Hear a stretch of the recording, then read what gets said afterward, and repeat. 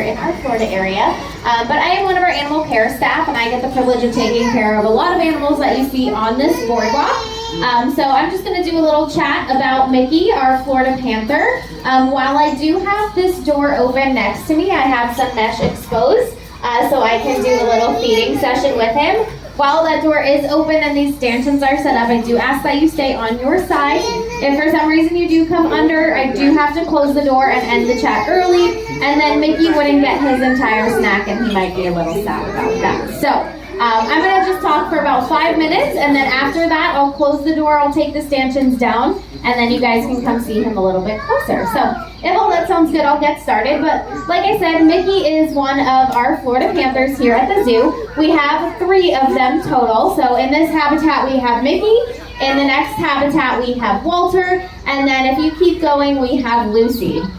Since it is, we're anticipating some bad weather today, they do have access to indoor spaces today, so if you don't see them outside, they might have retreated indoors due to the weather, but we like to give them that choice so they can kind of choose where they want to be and have a dry space if they want to go to it. So Mickey here, he was actually rescued. He was a healthy animal. However, he was making his way into neighborhoods, which is not a safe place for a Florida Panther or for the people or pets that call it home. So he was rescued and relocated. They put a radio collar on him. Unfortunately, he did the same thing again. So they did bring him here to Zoo Tampa, where he could be an ambassador for his species. So he is otherwise a healthy animal. He is around 8 or 9 years old now. He just wasn't really sure what he was doing in the wild and where he was supposed to be. Panthers are solitary animals, so they don't like to share their space. So a lot of times younger animals, when they're trying to establish their own territory, might find themselves in human-populated areas instead. And if they find things to eat there, then they are more likely to stick around. So whether that be potentially pets, in Mickey's case, that's what it was, or small animals that might be in someone's backyard. So we always like to teach our guests how to coexist with these animals. Here at the zoo, we coexist with them in a protected contact setting. So we never go in with them, we never touch them, we respect their space. So I'm going to really quickly show you some of the behaviors that we have taught Mickey since being here. I am going to just turn my mic off for a second since I will be talking to him, and then I'll come back on mic afterwards.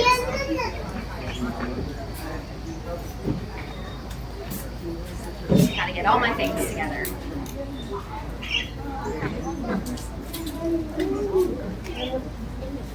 Yeah. Hey, you ready?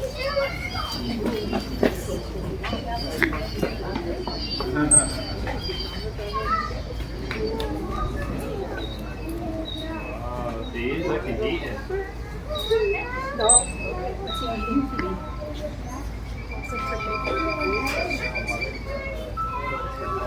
Oh, look at that.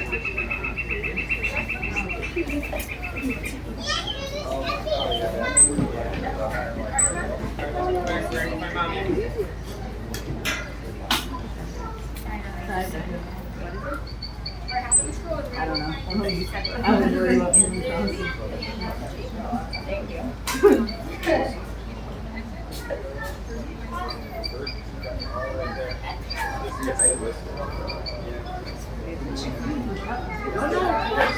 Silence. Come here, man.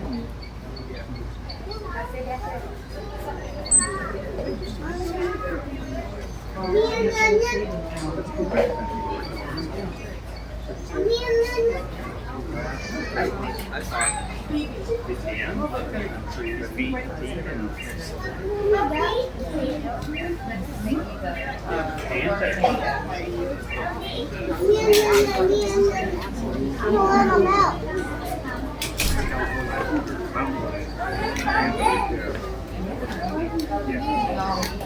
All right, how do you guys think Mickey did? Pretty good, yeah. So he knows how to do things like lay down, sit, show us his paws. He can stand up. He's learning how to open his mouth. He also knows how to line up against the mesh inside in our indoor buildings. Excuse me, and he can allow voluntary vaccinations. as well as blood draws from his tail. So we work cooperatively with them using positive reinforcement. But like I said, we always like to teach our guests how to coexist with these animals in their natural environment, since human conflict can cause issues for these animals in their natural habitat. So first thing, don't do what I did. Don't be interacting with them. Don't be feeding them, whether that's directly or indirectly. I did mention that Mickey was making his way into neighborhoods and finding food. So things that could deter them from your backyard, not leaving your pets outside overnight. That's when panthers are most active, and that's when they're going to be hunting. Even things like food remnants left outside might attract smaller critters, which they can predate upon as well. So things like tall fences will deter panthers, as well as motion-censored lights. They are an ambush predator, so if they are given away as far as a bright light shining, that's going to scare them away. So those are ways that you can kind of deter them from coming into your neighborhoods. Another thing that is really, really beneficial for them is the addition of wildlife underpasses that the state is using. So essentially they're tunnels that go under the roadway, and this way animals can kind of safely get from one side of the highway to the other without being on the road physically. Unfortunately for panthers, we lose about 20 to 30 of them every single year, and the majority of those deaths are due to vehicle collisions. And their population is estimated to only be around 240 individuals at most.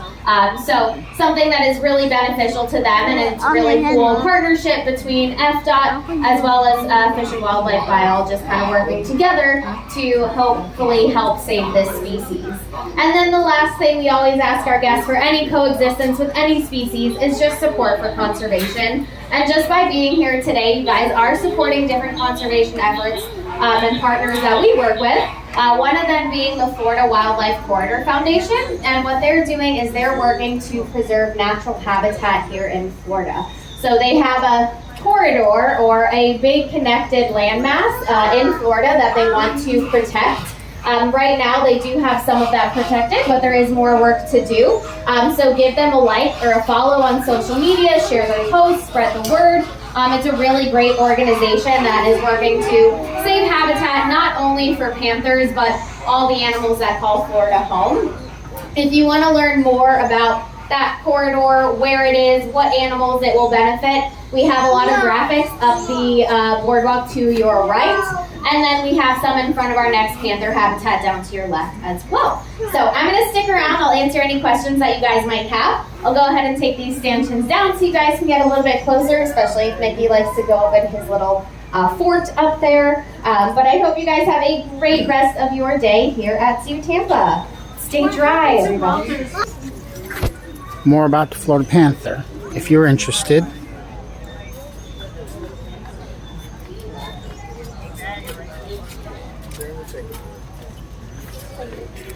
Unfortunately, it was about work.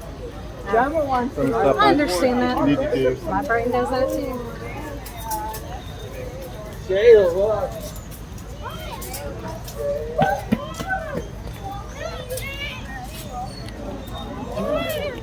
And then let's go see Walter. All I got to do is head down right over here.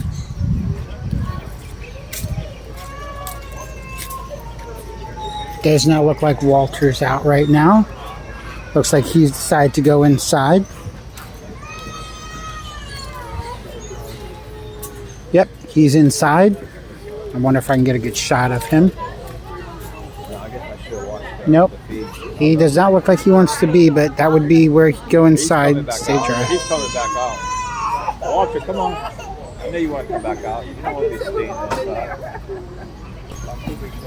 And then a little bit further down would be Lucy, which I'm guessing is inside also. Nope, I see Lucy. Lucy is going to be right back there. Let's see if we can get a better view.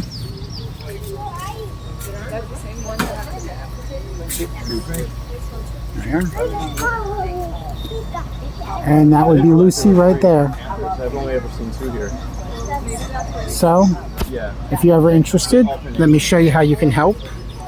Come around the side here. Good old cat. Yes, she is.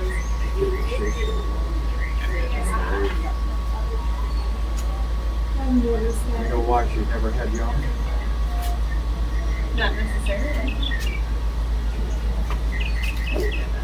See right here. I don't remember how many years ago. It wasn't too much longer after this year, so they had to do surgery on her. She could not have those. Then, as you heard her say, the Florida Wildlife Corridor and Florida Panthers. Everything in yellow is the prime and secondary range, which is going to be right down here in Lower Florida. All the disposal range is going to be in black, which is going to be the small little part right here. The North Range, which as you see, it's going to be right here. And the Florida Wildlife Corridor is everything that you see green-wise. So these are all conservation, all areas that can be used to help the Florida panther thrive, and all protective land by state government. Thank you all. If you liked the video and the knowledge, please give a like, subscribe, and comment. And thank you all. Hope to see you in the next one.